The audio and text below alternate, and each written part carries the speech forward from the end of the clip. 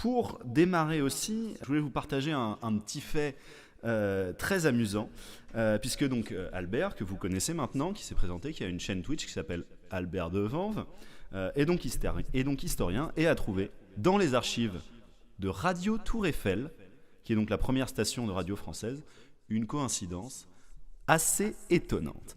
Bon, je te montre, oui.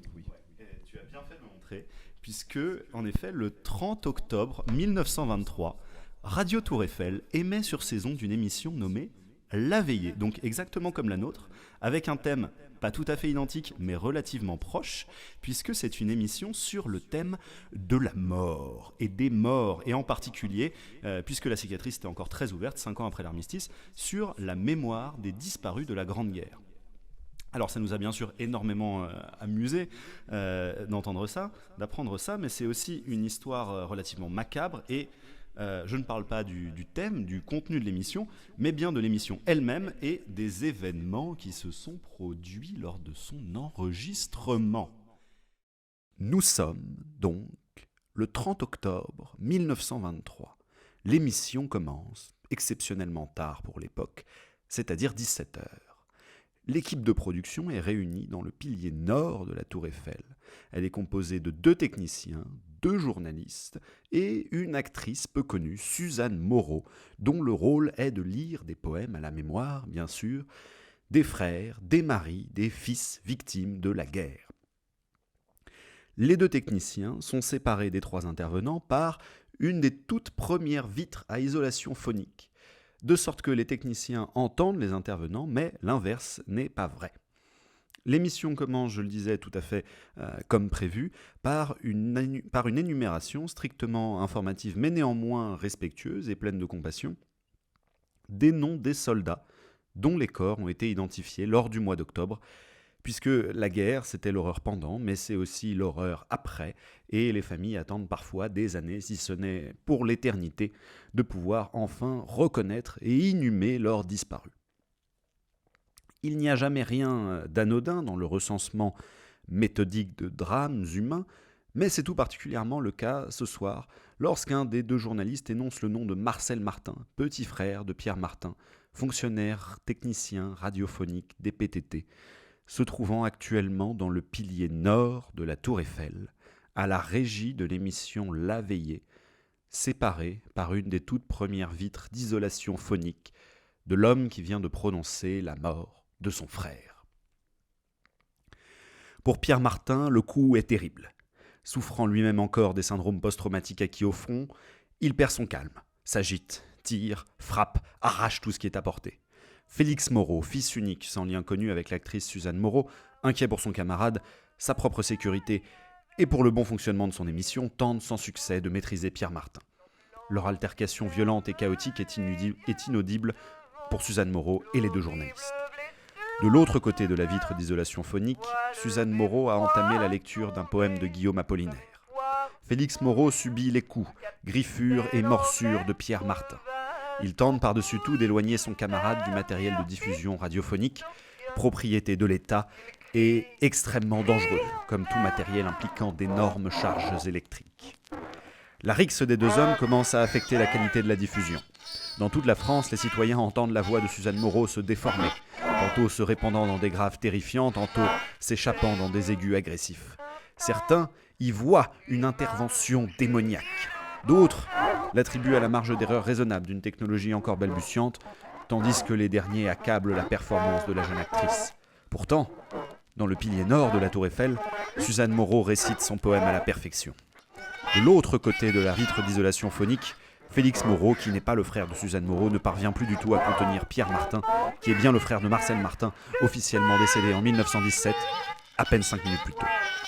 Par une manipulation inconsidérée sur la table de mixage, les hurlements de Pierre Martin sont devenus audibles sur les postes de radio. Dans toute la France, les citoyens sont inquiets. Pierre Martin projette violemment Félix Moreau sur la vitre d'isolation phonique qui éclate comme une griffe ordinaire. Suzanne Moreau cesse de chanter. Un bris de verre de la taille d'une main ouverte a filé à travers sa gorge déployée, accomplissant une dernière fois et pour toujours sa fonction d'isolation phonique. Dans toute la France, les citoyens entendent désormais 3 hommes à la lutte avec la moitié d'un, avec un monstre mi-homme, mi-bête sauvage. Félix Moreau et les 2 journalistes agrippent Pierre Martin. Pierre Martin s'agrippe au transformateur électrique. On entend un début d'explosion qui s'éteint aussi vite. Puis plus rien. Silence sur toutes les ondes. Dans toute la France, les citoyens sont suspendus à leur poste de radio. Ceux qui le peuvent se tiennent au bras d'un être cher, les autres au bras de leur fauteuil.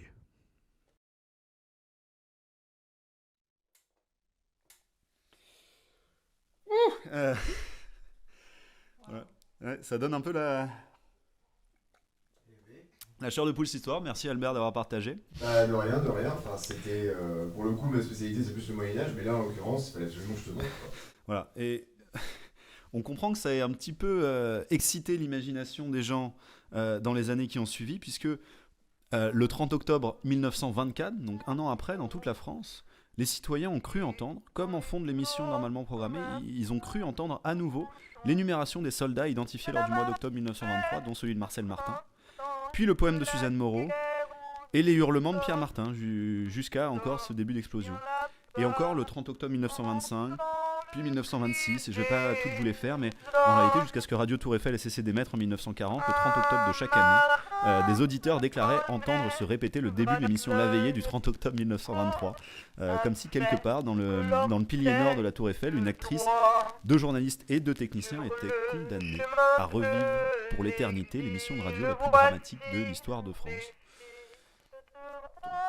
C'est fou ce qu'on peut imaginer quand il se passe des trucs un peu flippants comme ça. Vous avez eu C'est votre première expérience de radio, je crois, tous ici. C'est du coup dans un contexte un petit peu particulier, quoi. Bon, après, il n'y a pas de raison que quelque chose se passe mal. Du coup, ce qu'on me dit là, c'est que ça c'est visiblement quand ils ont arrêté des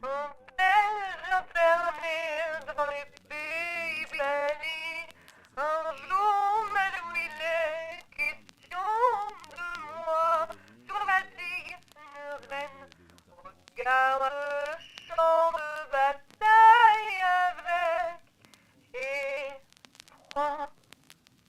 L'ambulancier ferme les yeux devant l'horrible blessure de l'honneur. Voit le beffroi tomber comme une poire au mur. Le capitaine anglais dont le vaisseau coule sur une dernière pipe d'opium. Il crie, crie vers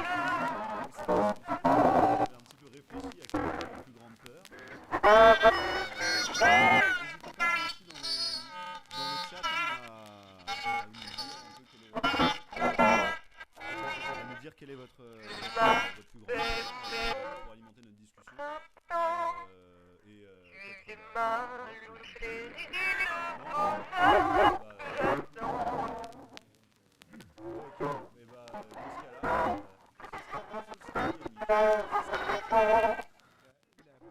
d'Albert, c'est de commencer du coup. Donc, pour ma part, j'ai un peu honte de ma plus grande peur.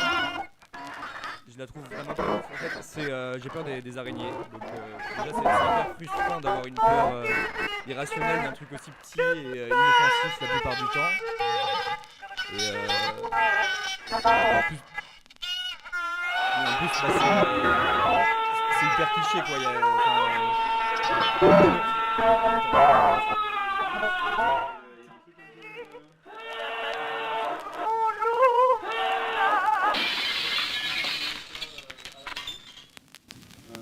N'hésitez pas à nous dire s'il y a des soucis.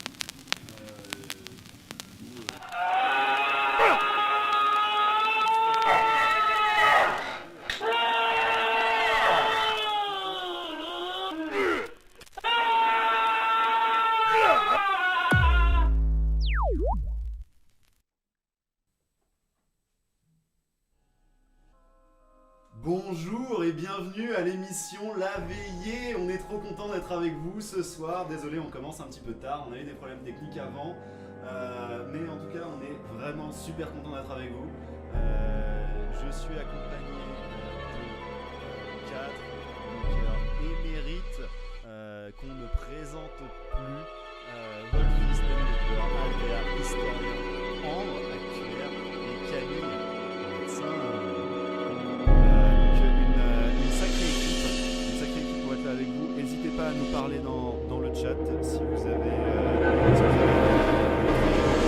très preneur de vos retours. En attendant, sans peut-être beaucoup plus attendre, on va commencer avec la première histoire de cette veillée. Ambre, tu as une histoire à nous